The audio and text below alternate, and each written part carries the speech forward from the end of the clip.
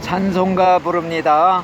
예수 나를 위하여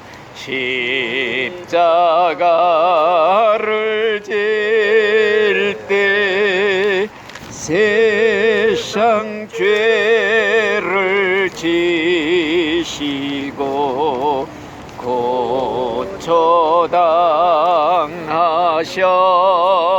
고쳐당하셨네.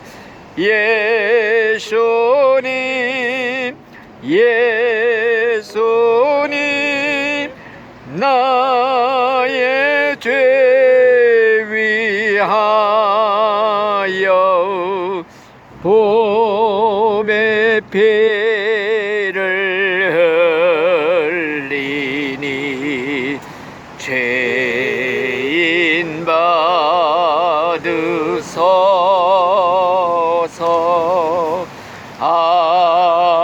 아멘. 성경 말씀은 출애굽기 20장 12절 말씀을 한 절 읽어 드리겠습니다. 내 부모를 공경하라. 그리하면 내 하나님 여호와가 내게 준 땅에서 내 생명이 길리라. 아멘. 내일이 무슨 날이죠?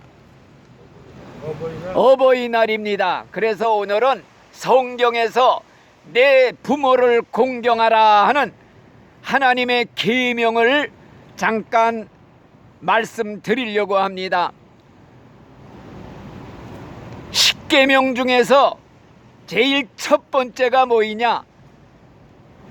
하나님을 공경하라는 게 첫 번째예요.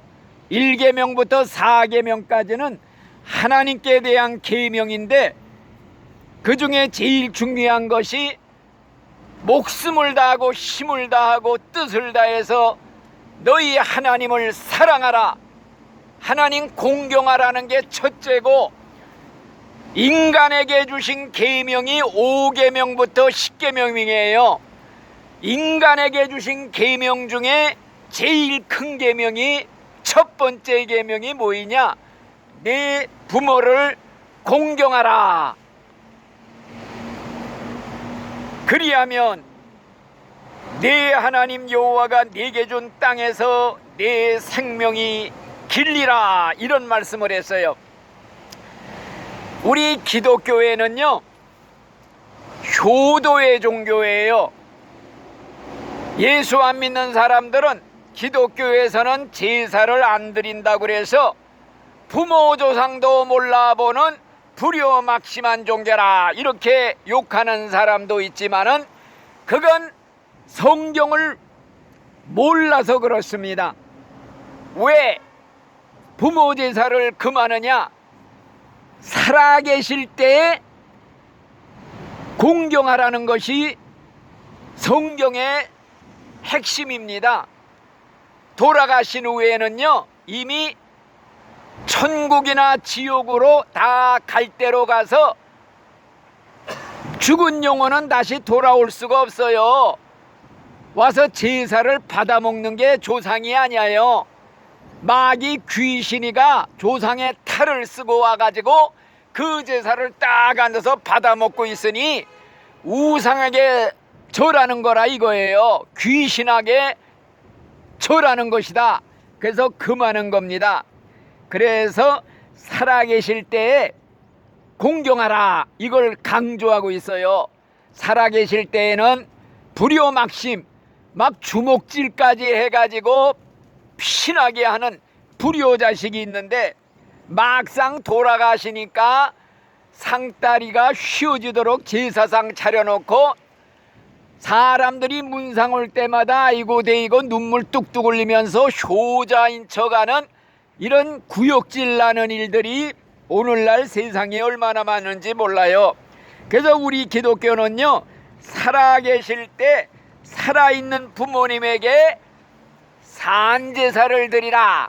이게 핵심이에요.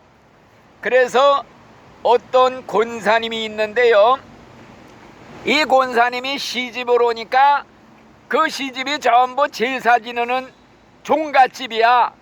그래서 시부모님한테 말하기를 나는 부모님 돌아가신 다음에 제사 드리지 않고 살아계실 때에 산제사 드리겠습니다.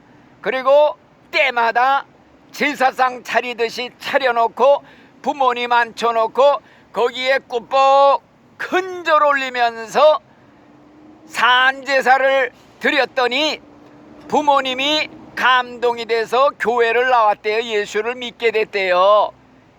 죽은 다음에 제사장 차려놓고 제사 절하는 건 우상숭배, 귀신한테 절하는 거라 절대 하면 안 된다.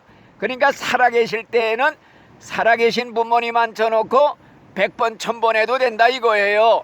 자, 그래서 이제 우리 기독교의 효도법은요, 살았을 때 공경하라 하는 것과 두 번째로는 육신보다도 영혼을 중심으로 효도해라.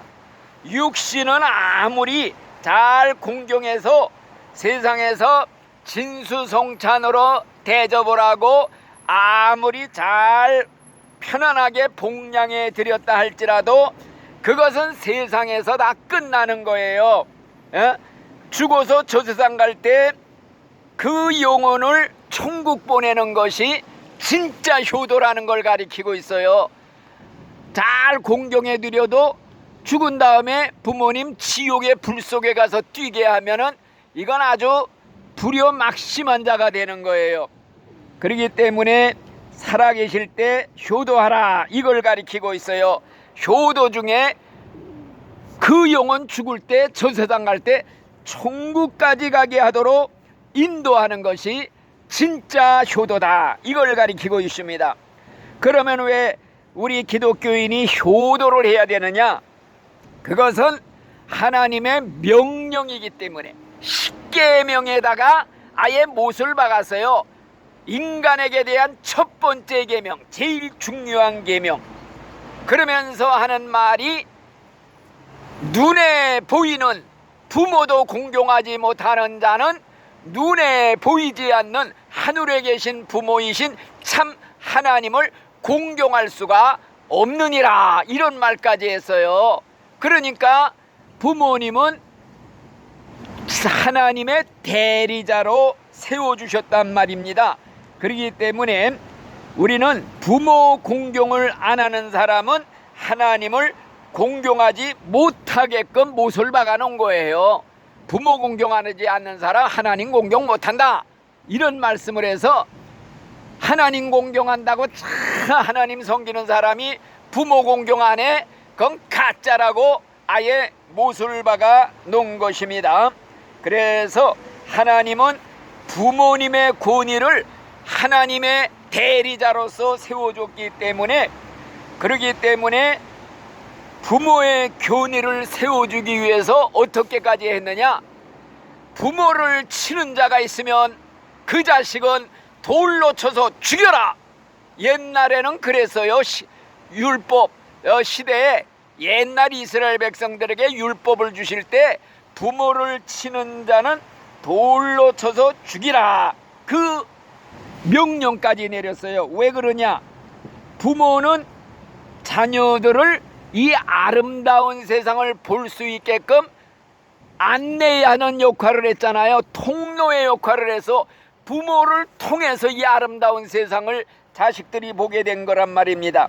이런 부모의 해산의 수고, 이런 고통, 은혜를 모르는 자식은 이 아름다운 세상을 볼 자격이 없다 이거예요. 이 아름다운 세상을 누릴 자격이 없으니 아예 돌로 쳐서 죽여서 이 아름다운 세상을 보지 못하게 하라 하는 이런 뜻으로 돌로 쳐서 죽여라. 또 하나님이 부모를 불효하는 자에 대해서 아예 저주까지 했어요. 성경에 보면요, 잠언서 30장 17절에 아비를 조롱하고 어미 순종하기를 싫어하는 자의 눈은 골짜기 까마귀에게 쪼이고 독수리 새끼에게 먹히리라. 저주를 받는다는 말씀을 했단 말이에요. 자, 불효자는요, 세상에서 자기를 제일 사랑하는 그 부모의 사랑까지 배반하는 자예요. 자식을 세상에서 제일 사랑하는 자가 누구겠어요? 부모 외에는 없단 말이에요. 그런데 이런 부모의 사랑까지 배반하는 자가 누구인들 배반하지 못하겠어요? 누구든지 배반할 수가 있는 자예요. 그래서 이런 자는 어느 시대에도 어느 사회에서도 신임을 받질 못해 인정을 받지를 못한다는 거예요. 그러니까 떠돌이 신세가 되는 거야. 떠돌이 외톨이 신세가 돼서 죽을 곳에서 죽지 못하고 길바닥에서 객사하든지 이렇게 돼가지고 골짜기 까마귀가 눈을 파먹고 독수리 새끼가 그 살을 뜯어먹으리라. 참혹한 저주의 죽음을 당하리라. 이런 말씀이 있어요. 그러니까 성경에 보면요, 선을 악으로 갚는 자는 천벌을 받는다고 그랬어요. 화를 받는다고 그랬어요. 선을 악으로 갚는 거야, 불효자식은. 그렇기 때문에 불효자의 말로는 비참하다, 이걸 성경은 말해요. 왜 부모를 공경하라고 그랬는가? 그 이유는요, 부모는 하나님의 사랑을 만분의 1이라도 깨닫게 해주시기 위해서 우리에게 보내주신 거예요. 자, 하나님의 사랑이 어떤 사랑이냐? 늘 말씀드렸지요. 자기의 원수, 자기를 대적하고 반역하는 우리 죄인을 위해서, 살리기 위해서, 구원하기 위해서 자기 외아들을 대신 희생의 제물로 죽여가면서 나를 살려낸 그 사랑이 하나님의 무한대한 사랑이라 말씀을 했잖아요. 그 하나님의 사랑은요, 무한대한 사랑, 무조건적인 사랑이에요. 태양이 빛을 발하는 것이 본성이듯이 하나님의 본성은 사랑이시다. 그래서 성경에 아예 그랬어요. 하나님은 사랑이시다. 우리가 하나님을 사랑한 게 아니라 하나님이 우리를 먼저 사랑해서 그 아들 예수님을 보내셔 우리 위해 대신 죽기까지 하셨다. 그래서 그 예수를 믿기만 하면 믿는다는 조건 하나만 보시고 우리 죄를 다 사면하시고 구원해 주신다. 이게 성경의 골자 아니에요? 이런 하나님의 사랑을 만분의 1이라도 깨닫게 하려고 부모님을 주셨다고야. 부모님의 사랑은 하나님의 사랑을 조금이나마 보여주는 것이다. 이런 말씀이에요. 부모의 자식 사랑, 인간의 말로 다 표현할 길이 없는 겁니다.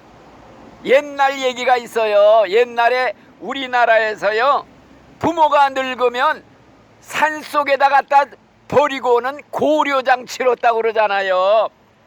예, 어떤 아들이요, 어머니가 늙어서 그 노모를 얻고 지게에 지고 산속에 가서 버려두려고 깊은 산속으로 들어갔어요.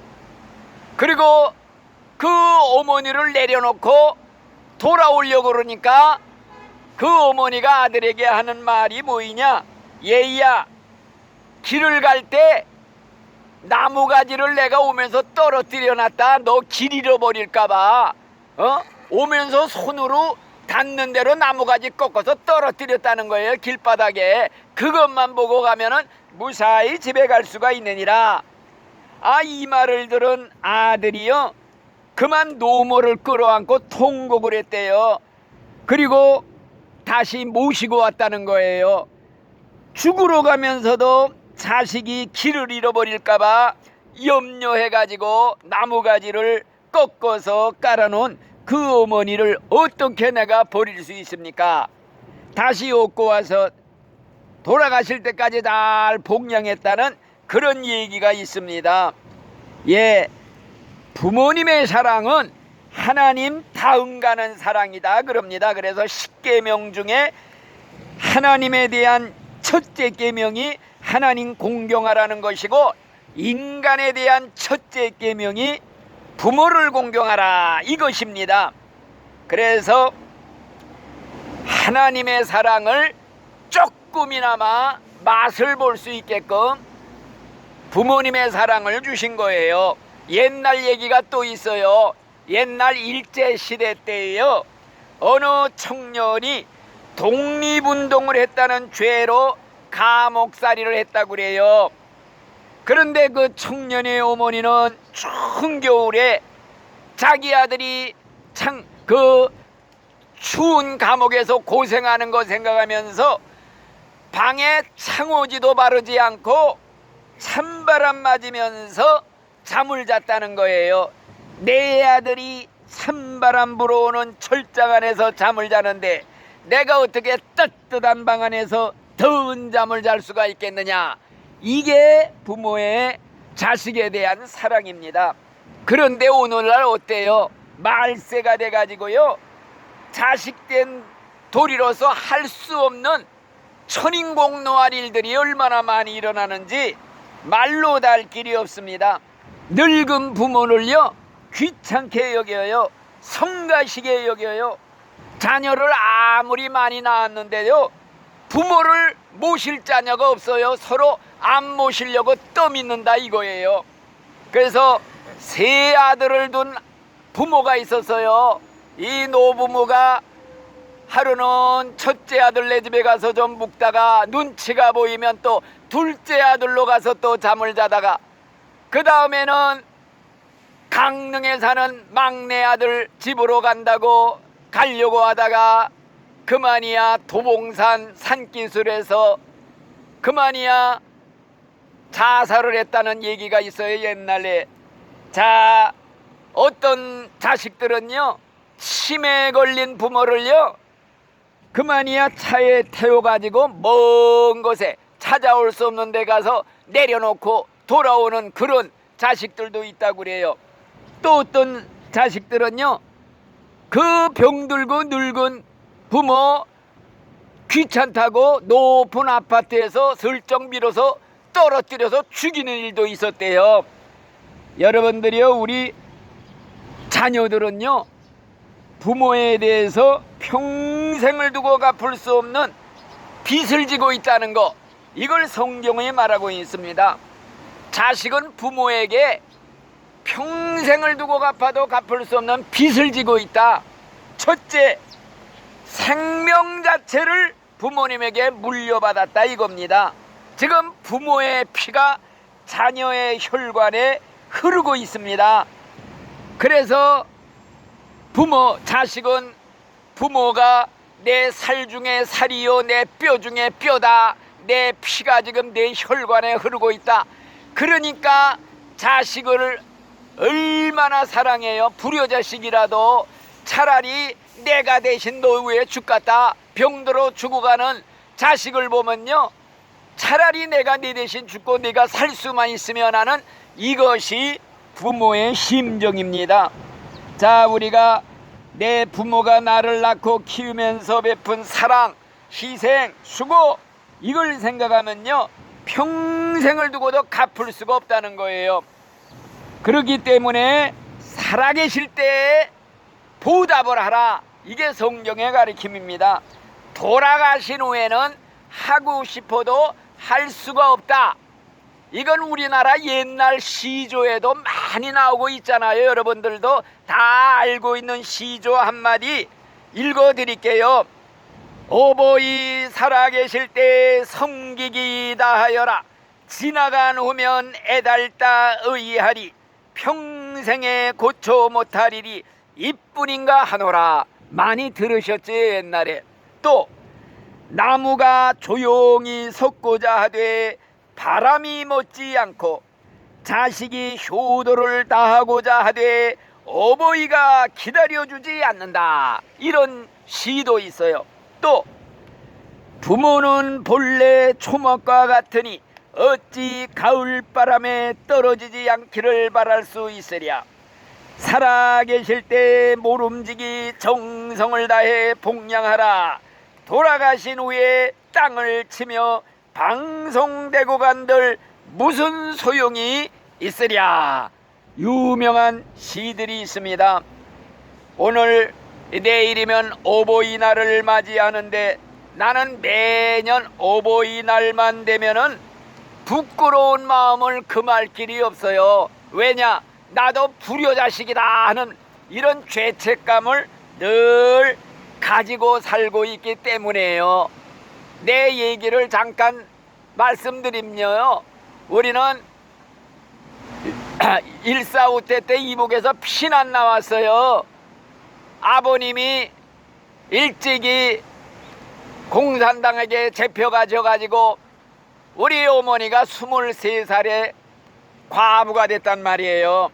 그래가지고 어린 외아들 하나, 나를 그냥 애지중지 그냥 얼마나 정성으로 키웠는지, 좀 고생을 시키면서 키웠으면은 좀 철이 들을 텐데 너무나도 애지중지 키워가지고 철이 없었어요. 그래갖고 커가지고서도 그 호르몬이 복양하는 걸 몰랐어요.